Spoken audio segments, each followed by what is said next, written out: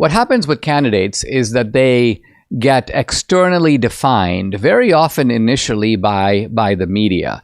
Now, you and I may not buy into these definitions, but you got to remember that for the undecided voters who are making up their minds just right about now, believe it or not, you're like, man, these people must be super dumb. They must have no idea what's going on. And this is all unfortunately true. But I hate to tell you, these are the people who are probably going to decide the outcome of the 2024 election.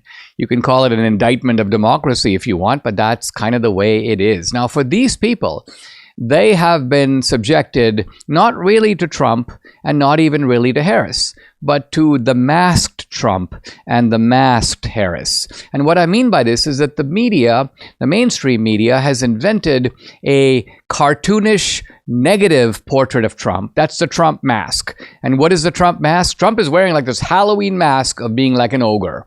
He's horrible. He's a racist. He's this, he's that. He's a dictator. So this is the Trump mask, and they have foisted it on him, and they read all events through the lens of that mask. So it's kind of like if there was a monster in the room, and let's say the monster did something really harmless, like sit down and start eating some macaroni and cheese. You'd be like, that's really disgusting. The monster is eating macaroni and cheese, just getting ready to eat you and eat me.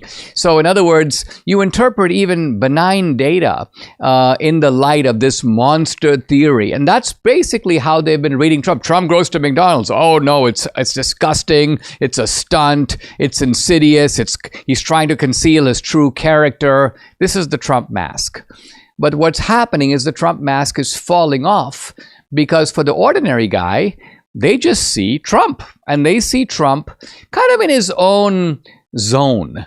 Here's what I mean. Trump goes to McDonald's, but you know, if a typical politician goes to McDonald's, they would sort of dress the part. They're like, listen, you gotta put on a hoodie. You gotta sort of look like you're one of them. Trump doesn't do this. He looks like Trump. He's all dressed up. He's wearing his red tie. So you have a billionaire in a suit, but he's serving fries at McDonald's. And the important thing about it is his interaction.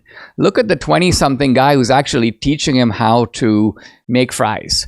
And Trump is attentively listening. He's like curious about how these fries are made. And his interactions with people through the door.